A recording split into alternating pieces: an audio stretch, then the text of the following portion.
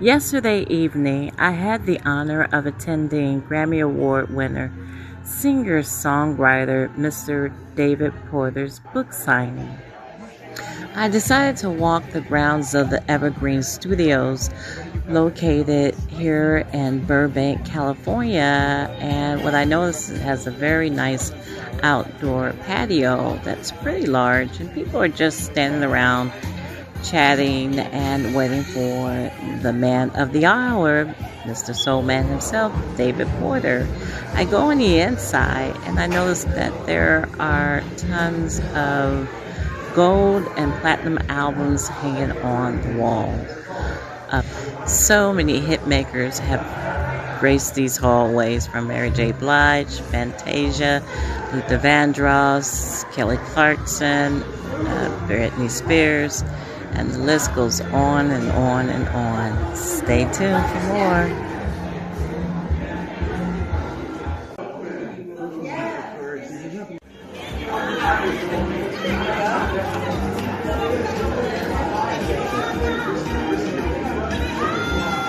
That's so ironic.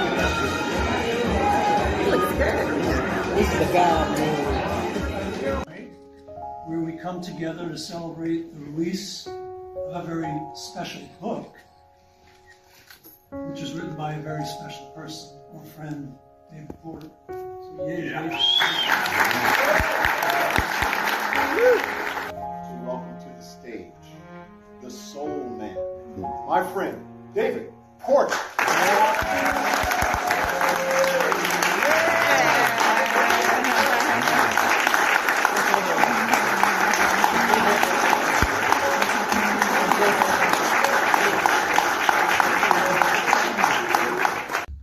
Was to give a clear message of what the experience was like, not only for me, but for those at Stax, and what got me into the mindset of being able to make hopefully a meaningful contribution in a stimulating, emotional way for people who heard messages that Isaac and I were able to create.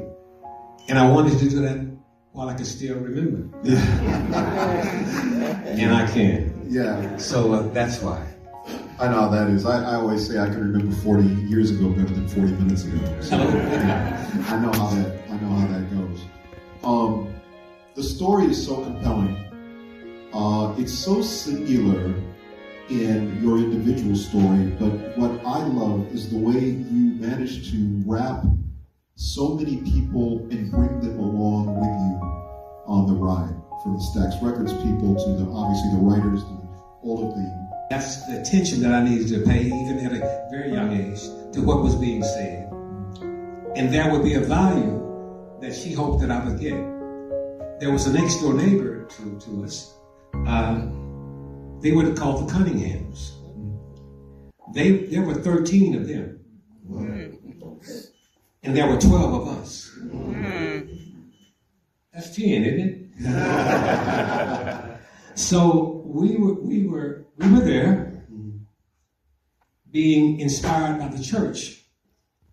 Right across the street from me, 4 doors up from where we were, there was a young kid by the name of Sandy. We called him Sandy. His name was Maurice White. And so the Cunninghams, White, Porter would go to Rose Hill Baptist Church and sing. And boy, we just saw the people getting all excited and being stimulated. And we thought that we were really, really good. And this must be something we needed to do. And so just because this audience was just amazingly emotional about what we were doing, we felt that we had something. Until Mama said, boy, shut up, they worshiping.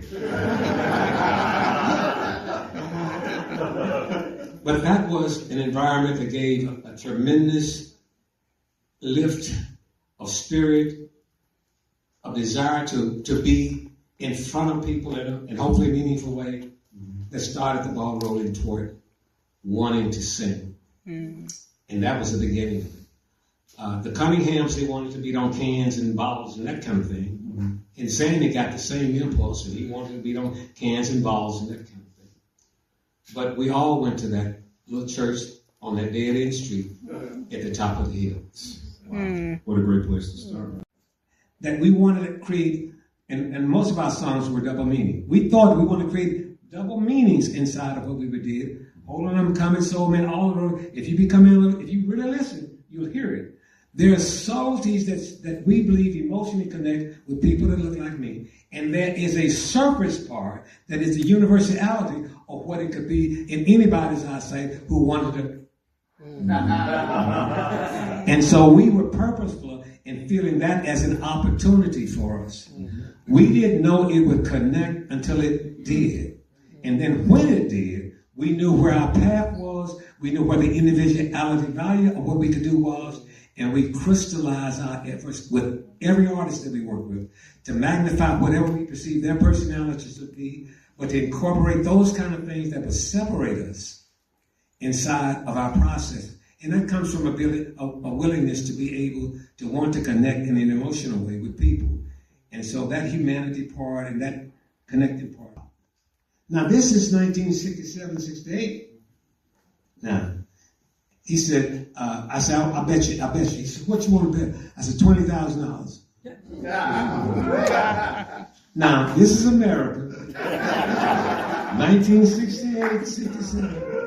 You talking about, I'm a soul man, and you talking about people trying to figure out what you mean by that.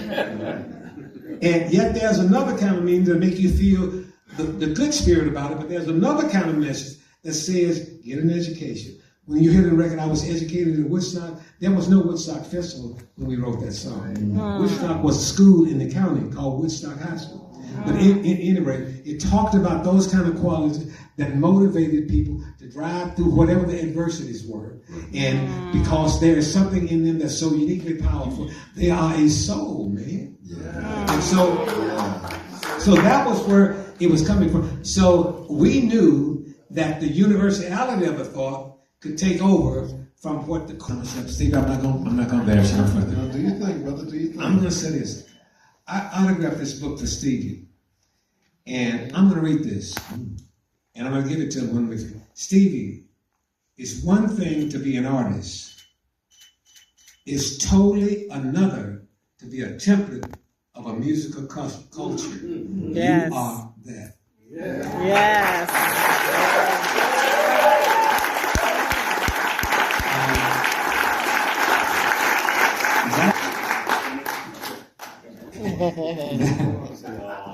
Stevie. I knew somebody was going to want to ask a question or something. I just want to say, I got Motown to give me the money to buy Soul Man because he said, play it. I love the song too. And I want to let you, I remember the actual jingle. Was it KDI Lucky 13? Was that? Right. Yeah, I just want to let you know I know. I never forget, and I just I want to thank you, and obviously remembering that yourself and Isaac, I had so many questions that you answered when I was 17, 16 years old, and want you to know I was so impressed with the sound that you all had that I was inspired to do the production of We Can Work It Out like this next sound. That's right.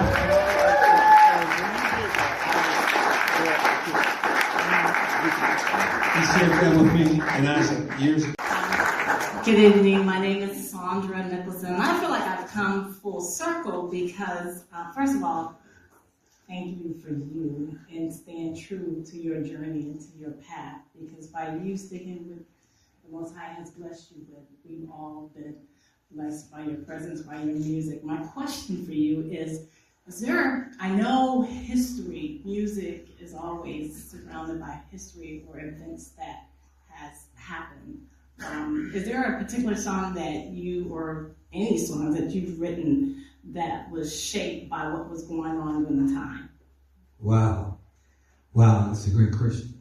Well, there's a song that when people ask me what is my favorite song, I always say it was a record that wasn't a hit record because we were caught up in the Stax environment of a period of someone trying to destroy Stax Records, a bank in some situations. So, but there was a song that I had the pleasure of writing called "Just Found Me" by Rance Allen.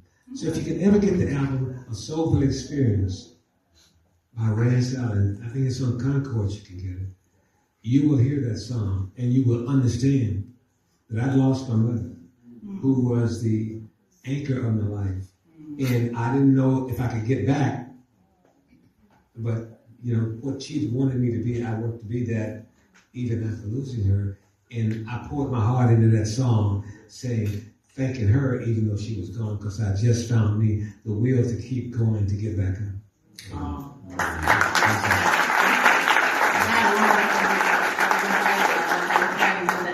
He's also a singer-songwriter who used to write for Motown, and she wrote Shoe Shine Boy for Eddie Kendricks.